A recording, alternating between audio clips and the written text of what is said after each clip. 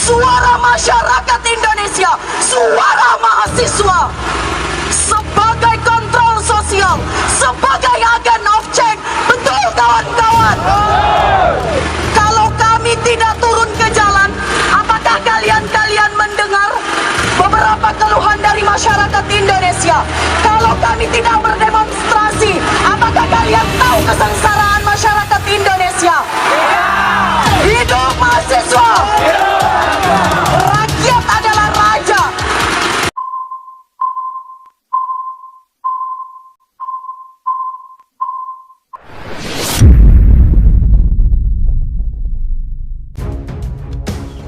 PDIP hadapi tsunami politik. Partainya mereka terancam dibubarkan. Pembubaran partai politik pengusul RUU HIP oleh Dr. Haji Abdul Hai Ramadan, SHMH, Direktur HRS Center. Kegaduhan atas keberadaan rancangan Undang-Undang Haluan Ideologi Pancasila atau RUU HIP tidak berhenti. Walaupun pemerintah menyatakan menunda pembahasannya, elemen rakyat semakin giat melakukan penolakan dan penghentian pembahasan RUU. Jadi bukan hanya ditunda, terlebih lagi saat ini dipersoalkan siapa pihak pengusul RUU HIP. Pernyataan politisi Partai Demokrat Taufik Hidayat, pengusul RUU HIP sangat penting diungkap ke publik. Sebab pengusul bisa masuk dalam kategori pemberontak negara. Penulis dapat memahami pernyataan tersebut bahwa pengusul dapat dimintai pertanggungjawabannya secara pidana. Acuannya adalah Undang-Undang Nomor 27 Tahun 1999 tentang perubahan kitab Undang-Undang Hukum Pidana yang berkaitan dengan kejahatan terhadap keamanan negara. Undang-undang ini diterbitkan memang secara khusus guna mempertahankan Pancasila sebagai dasar negara dari adanya ancaman dan bahaya ajaran komunisme, marxisme, leninisme yang terbukti bertentangan dengan agama, asas-asas dan sendi kehidupan bangsa Indonesia yang bertuhan, sebagaimana disebutkan dalam penjelasan umumnya. Terkait dengan hadirnya RUU HIP, maka pokok persoalan menunjukkan masuknya ajaran komunisme, marxisme, leninisme dengan berbagai implikasi yuridisnya.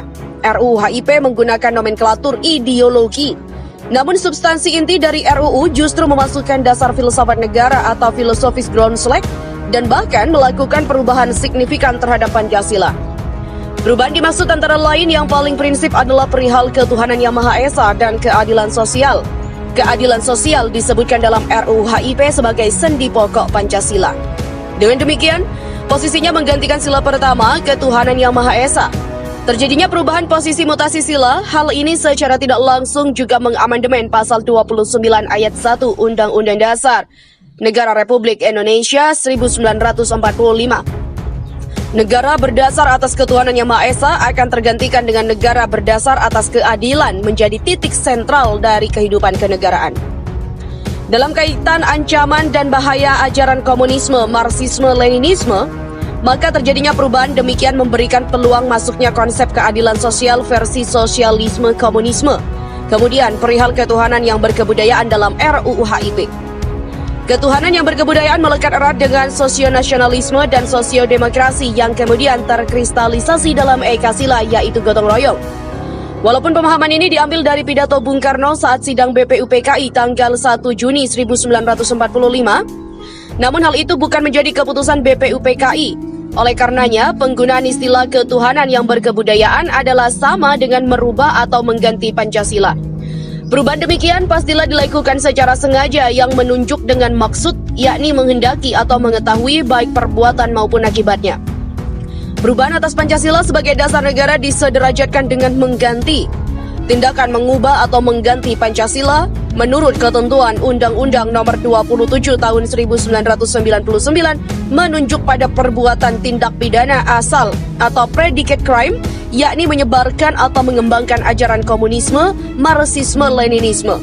Dan selengkapnya dapat dilihat pada pasal 107 huruf D yang menyebutkan barang siapa yang secara melawan hukum di muka umum dengan lisan, tulisan, dan atau melalui media apapun menyebarkan atau mengembangkan ajaran komunisme, marxisme, leninisme dengan maksud mengubah atau mengganti Pancasila sebagai dasar negara dipidana dengan pidana penjara paling lama 20 tahun. Pasal 107 huruf D ini merupakan delik pemberat dari pasal 107 huruf A.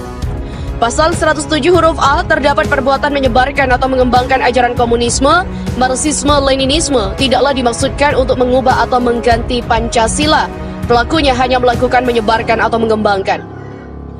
Tidak demikian halnya dengan pasal 107 huruf D, pelaku menyebarkan atau mengembangkan ajaran komunisme, Marxisme, Leninisme dengan maksud mengubah atau mengganti Pancasila sebagai dasar negara dalam kaitannya dengan kehadiran RUU HIP, maka partai pengusul dengan memasukkan ajaran komunisme, Marxisme, Leninisme dapat dipidana dengan dasar adanya kesalahan sebagai unsur subjektif yang ditandai adanya kesengajaan dengan maksud partai pengusul dengan para anggotanya tentu terkait pernyataan kolektifnya.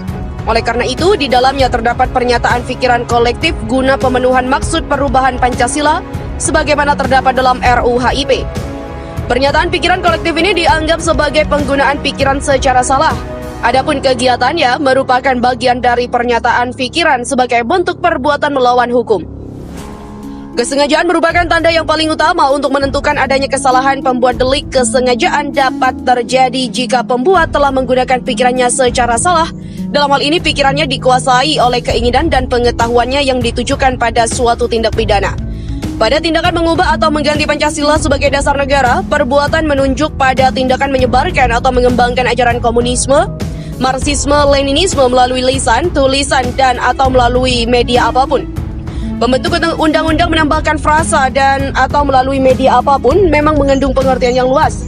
Menurut penulis, termasuk dalam kaitan perumusan rancangan undang-undang in casu RUU HIP. Sepanjang dilakukan dengan maksud mengubah atau mengganti Pancasila sebagai dasar negara, maka partai pengusul RUU HIP dapat dijerat dengan pasal 107 huruf D. Pada tindakan mengubah atau mengganti Pancasila, maka kesengajaan sebagai maksud memang diarahkan guna mencapai tujuan yang dikehendaki. Selanjutnya menyangkut bentuk pertanggungjawaban terhadap partai pengusul sebagai responson. Maka pelaku asas strict liability, yakni pertanggungjawaban pidana tanpa kesalahan, pelaku sudah dapat dipidana apabila dia telah melakukan perbuatan pidana sebagaimana dirumuskan dalam undang-undang tanpa melihat bagaimana sikap batinnya. Adapun kewenangan pengajuan pembubaran ada pada pihak pemerintah melalui gugatan pada Mahkamah Konstitusi. Pengajuan permohonan pembubaran partai politik antara lain didasarkan pada alasan menganut, mengembangkan, serta menyebarluaskan ajaran komunisme, Marxisme, Leninisme atau pengurus partai politik menggunakan partai politiknya untuk melakukan tindak pidana kejahatan terhadap keamanan negara sebagaimana diatur dalam pasal 107 Undang-Undang Nomor 27 Tahun 1999. Dengan demikian, kedua alasan ini sangat relevan dengan perubahan atas Pancasila. Sebagaimana terdapat dalam naskah RUU HIP, patut dicatat pasal 107 huruf D tergolong delik formil, tidak memerlukan adanya suatu akibat. Jakarta, 19 Juni 2020. Sementara itu, RUU HIP, PDIP hadapi tsunami politik oleh Hersubeno Arif. PDIP dan partai politik pendukung pemerintah salah kalkulasi soal RUU HIP. Kelihatannya mereka menduga bakal selamat, sukses menyelundupkan dan menggolkan undang-undang seperti sebelumnya. Mumpung sedang pandemi, mumpung rakyat sibuk dengan urusan perut dan periuk nasi, mumpung elemen masyarakat kritis dan mahasiswa tak bisa turun ke jalan. Optimisme itu tidak berlebihan. Sejauh ini mereka selalu sukses bekerja untuk kepentingan oligarki, meloloskan undang-undang di balik tabir pandemi. Mulai dari Undang-Undang Minerba sampai yang kelas kakap seperti Undang-Undang Kebijakan dan Stabilitas Keuangan Negara alias Undang-Undang COVID-19. Semua berhasil digolkan, melenggang mulus tanpa perlawanan yang berarti. Hanya riak-riak gelombang kecil yang hilang dengan sendirinya, tertelan waktu dan berbagai isu. Tapi kali ini mereka salah hitung, terlalu serakah dan kemaruk. Aja mumpung mereka barangkali lupa dengan pepatah tak ada pesta yang berakhir. Ketika lampu menyala dan musik berhenti, mereka seperti tersadar dari mimpi. Perlawanan publik kali ini bukan hanya riak ombak kecil yang mengayun dan meninabobokkan, sudah berubah menjadi gelombang pasang. Bila salah antisipasi, bisa menjadi tsunami, menggulung mereka sampai jauh ke daratan. Tsunami politik tidak hanya bagi PDIP tapi juga bagi pemerintahan Jokowi. Setelah terpecah belah selama rezim Jokowi berkuasa, baru kali inilah kekuatan agama dan nasionalis bersatu. Mulai dari Majelis Ulama Indonesia atau MUI, PP Muhammadiyah, PBNU, Persekutuan Gereja-Gereja Indonesia atau PGI, sampai Forum Purnawirawan TNI Polri. Belum lagi, berbagai ormas dan elemen-elemen masyarakat lain yang tak terhitung jumlahnya. Semua bersatu padu menolak RUU HIP. Padahal, MUI masih dipimpin nonaktif Wapres Ma'ruf Amin di kalangan Purnawirawan dan mantan Wapres Tri Sutrisno yang kini menjadi anggota Badan Pembinaan Ideologi Pancasila atau BPIP. RUU HIP tak lagi membuat mereka melakukan kalkulasi politik pragmatis. Ini merupakan soal prinsip yang tidak bisa ditawar-tawar. PDIP tampaknya sedang beryuforia kuasa. Mereka lupa atau mungkin terlalu percaya diri, berani dan nekat menabrak isu yang selama ini menjadi tabu terbesar bangsa, yaitu the biggest tabu. Masalah keyakinan terhadap Tuhan Yang Maha Esa dan kebangkitan PKI. Dua isu ini langsung membuat berdiri tanduk berbagai elemen masyarakat, menyatukan kekuatan yang selama ini terpecah belah. Tak ada pilihan lain lagi bagi PDIP harus menarik mundur, yaitu menarik diri mundur teratur. Apalagi partai-partai pemerintah yang sebelumnya sampai mendukung langsung baik badan dan cuci tangan, PDIP ditinggal sendirian menghadapi badai. Tudingan anti agama dan memberi ruang kebangkitan PKI terlalu berat untuk ditanggung. Apalagi rakyat kini sedang sangat sensitif dan waspada atas isu dominasi modal dan TK Cina.